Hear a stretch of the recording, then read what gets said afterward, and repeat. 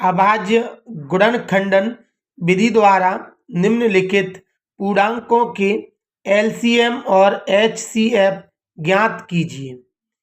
देखिए कक्षा 10वीं एनसीईआरटी एंड एमपी बोर्ड का प्रश्नावली 1.1 का प्रश्न नंबर 3 है, जिसका पहला सवाल है 12, 15 और 21। दूसरा सवाल है 17, 23 और 29।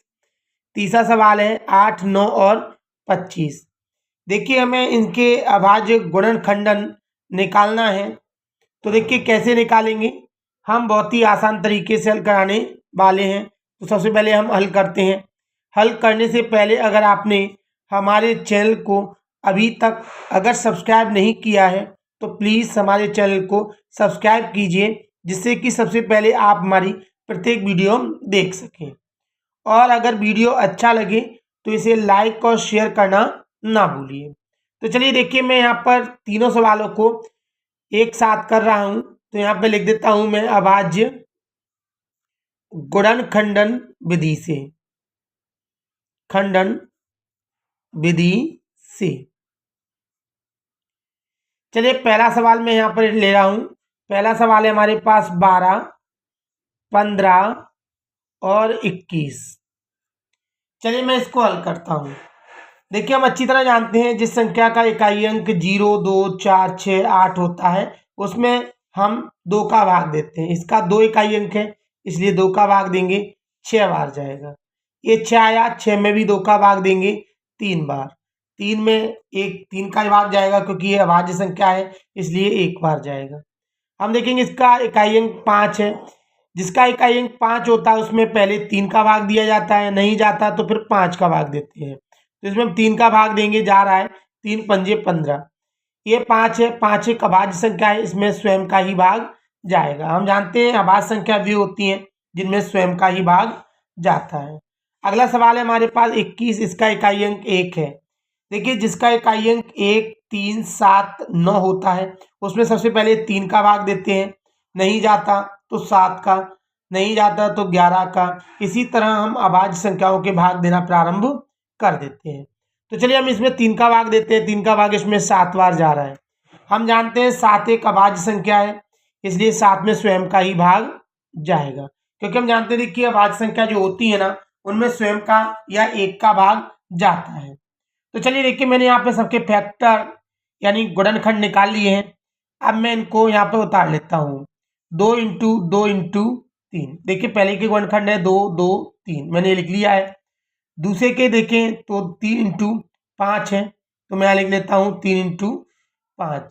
अगर तीसरी के देखें तो 3 इंटू 7 है, तो 3 इंटू 7 लिख देता हूँ। अब देखिए मैं यहाँ पे HCF निकालता हूँ। HCF का देखिए मैं कई बार आपको फुल फॉर्म बता चुका हूँ, इस बार फिर बता रहा हूँ।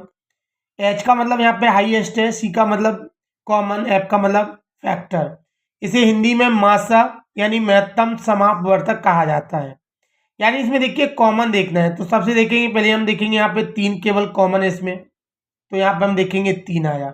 और कोई संख्या कॉमन है हम कहेंगे बिल्कुल नहीं है, तो हम कहेंगे बिल्कुल आंसर हमारा जो हो गया वो HCF 3 ही आया। अब हम नीचे एलसीएम देखेंगे। एलसीएम कैसे निकालेंगे वो देखिएगा। सबसे पहले एलसीएम का फुल फॉर्म जाने। एल का मतलब लोवेस्ट है, सी का मतलब कॉमन, एम का मतलब मल्टीप्लाई, यानी लोवेस्ट कॉमन मल्टीप्लाई। हिंदी में से लासा बोलते हैं। लासा का मतलब होता है लघुत्तम समापवर्ती। तो देखिए इसमें हम जो कॉमन है पहले उसे लेंगे, तो हम जानते हैं यहाँ पर हमने कॉमन यानी 3 ले लिया।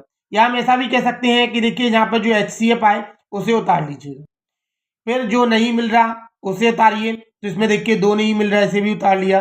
ये भी 2 नहीं मिल रहा, उतार लिया। ये 5 भी नहीं मिल रहा, ये भी ले लिया। और ये 7 भी नहीं मिल रहा, इसे भी ले लिया। अब हम देखिए इसका मल्टीप्लाई कर देंगे। 7 पंजे 35 होता है, 35 दूनी 70, और 70 का अगर 2 से गुणा करेंगे तो 70 दूनी 140 होता है। 140 का अगर 3 से करते हैं तो 14 तिया 42 यानी 420 होगा। यही हमारे सवाल का देखिए आंसर है।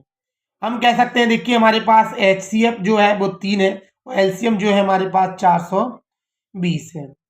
इसी प्रकार हम देखिए दूसरा सवाल करने वाले हैं अभी। तो देखिए हम दूसरा सवाल करते हैं यहाँ पर। दूसरा सवाल हमारे पास है 17, 23, 29। चलिए हम यहाँ पर करते हैं। यहाँ पे 17 लिखेंगे, यहाँ पे 23 लिखेंगे, यहाँ पर 29 लिखेंगे।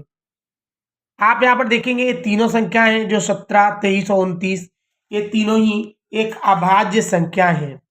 अर्थात हम जानते हैं अभाज्य संख्या वे होती हैं जिनमें स्वयं का ही भाग जाता है। तो देखिए 17 में 17 का ही भाग जाएगा एक बार, 23 में 23 का ही भाग जाएगा एक बार, और 29 में 29 का ही भाग जाएगा एक बार। अर्थात हम यहाँ पे फैक्टर लिख लेते हैं। देखिए 17, इसमें केवल एक ही फैक्टर है, इसलिए हम इसमें गुणा में 1 लगा सकते हैं, क्योंकि हम जानते हैं कि किसी भी संख्या का एक गुणनफल होता है। तो 23 का गुणनफल हम 1 लिख सकते हैं, और यहाँ पे 29 का गुणनफल हम 1 लिख सकते हैं। अब हम यहाँ देख सकते हैं इसका हमें एचसीएफ निकालना है। एचसीएफ हमने बताया कॉमन होता है, तो इसमें कॉमन देखेंगे आप सिर्फ 1 है, 1 लिख देंगे। अब हम देखेंगे इसका एलसीएम। तो एलसीएम में देखिए वे संख्या ली जाती हैं जो कॉमन हो या ना हो, दोनों ही प्रकार की संख्या ली जाती हैं। हम देखेंगे, मैंने बताया था कि आपको यहाँ पर सबसे पहले एचसीएफ उतार लेना है। मैंने यहाँ एचसीएफ उतार लिया। अब जो नहीं मिल रहा है उसे उतार लेना है। तो 17, 23 और 29, देखिए नहीं मिल रहा है, ये हमने तीनों को उतार लिया है। अब हमें करना क्या है, हमें 29 का गुणा 23 से करना है। तो चलिए देखिए हम यहाँ पे रफ में 23 से गुणा 29 का कर देते हैं। तो यहाँ देखिए हम रफ में कर रहे हैं, इसे हम रफ बना लेते हैं, रफ। तो 23 का गुणा हम 29 से करेंगे यहाँ पे। तो देखिएगा 9 तिया 27, 5 लाई 2, 9 दूनी 18 और 2 20 होते हैं। अब हम आगे देखेंगे, इसे मल्टीप्लाई लगा देंगे, 2 का गुणा करेंगे, 2 तिया 6, 2 दूनी 4, ऐड कर देंगे 7, ये 6 का 6, ये 6 का 6। हमने देखा यहाँ पर हमारे पास आया 667, आ गया है 667। इसका गुणा हम किससे करेंगे, 17 से। 17 से करते हैं, 7 7 का करेंगे तो 49, 5 लाई 4, 7 छिंग 42, 42 और 4 40 होता है, 5 लाई 4, 7 छिंग 42 और 4 देखिए 40 होता है, ये लिख दिया हमने। गुणा 1 का गुणा करेंगे 7 6 6, 9 का 9, 6 और 7 13 होता है, 5 लाई 1, 12 और 1 13, 5 लाई 1, 10 और 1 11।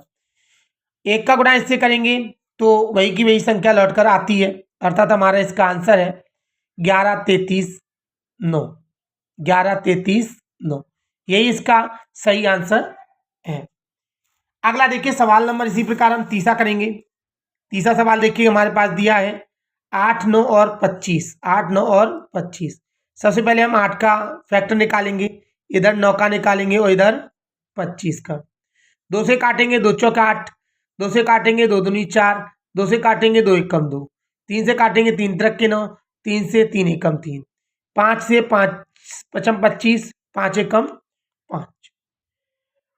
अब हम यहाँ पे देखिए इनके फैक्टर लिख लेते हैं, 2 इंटू 2 इंटू 2, नीचे इसके फैक्टर 3 इंटू 3, इधर इसके फैक्टर 5 इंटू 5, मैंने ये लिख लिए। अब हम देखेंगे इससे एचसीएफ देखेंगे। तो देखिए इनमें कोई भी संख्या कॉमन नहीं है, तो हम जानते हैं इनके गुणनखंड में कुछ नहीं होता तो 1 होता है, तो मैं सब में गुणनखंड में 1 ले सकता हूँ। अब हम देखेंगे यहाँ पर कॉमन 1 1 1 1 कॉमन आ रहा है, अर्थात इसका एचसीएफ जो है वो 1 है। एलसीएम देखेंगे अब हम। तो आप देखिए एलसीएम में सबसे पहले मैंने बताया एचसीएफ लिख लीजिए, मैंने एचसीएफ लिख दिया है। अब इसमें हम देखेंगे कोई संख्या कॉमन नहीं है, इसलिए गुणा में ये 2 2 2 नहीं है, फिर भी आ जाएंगे, मैंने लिख दिया। इंटू ये 3 3 भी कॉमन नहीं है तो इन्हें भी हम लिख लेंगे, ये 5 5 भी नहीं है तो इन्हें भी हम लिख लेंगे। अब यहाँ से देखिए हम गुणा करना प्रारंभ करेंगे। आप जिस तरह से सरल गुणा कर सकते हैं। तो देखिएगा मैं यहाँ से कर रहा हूँ 25, 25 का गुणा मैं 3 से करूँगा तो 75, 75 का गुणा अगर मैं 3 से करता हूँ तो चलिए मैं देखिए रफ ले लेता हूँ। यहाँ पर 75 का गुणा मैं 3 से करता हूँ, 3 पंजे 15, हाथ से लाई 1, 3 सत्ते 21 और 1 22, हमने देखा 225 प्राप्त होता है। अब हमें इसका गुणा देखिए अगर सरल करना है तो मैं इसका इससे गुणा करता हूँ, 2 दूनी 4, 4 दूनी 8 और 8 एकम 8। अब मैं जो आंसर आया उसका 8 से गुणा कर देता हूँ। तो चलिए मैं 8 का गुणा कर रहा हूँ इससे, तो 8 पंजे 40, आंसलाई 4, 8 दूनी 16, 16 और 4 20 होते हैं, आंसलाई 2, 8 दूनी 16, 16 और 2 18 होता है, अर्थात हम देख सकते हैं इसका आंसर 1800 आ रहा है। तो मैं यहाँ लिख सकता हूँ 1800, यही इसका आंसर है। अगर देखिए सवाल आपको अच्छी तरह समझ में आए हैं तो हमारी वीडियो को लाइक और शेयर करना ना भूलिए और चैनल को सब्सक्राइब करना बिल्कुल ना भूलिए, जिससे कि आप हमारी प्रत्येक वीडियो देख सकें। हमारा पूरा वीडियो देखने के लिए आपका बहुत बहुत धन्यवाद। थैंक्स।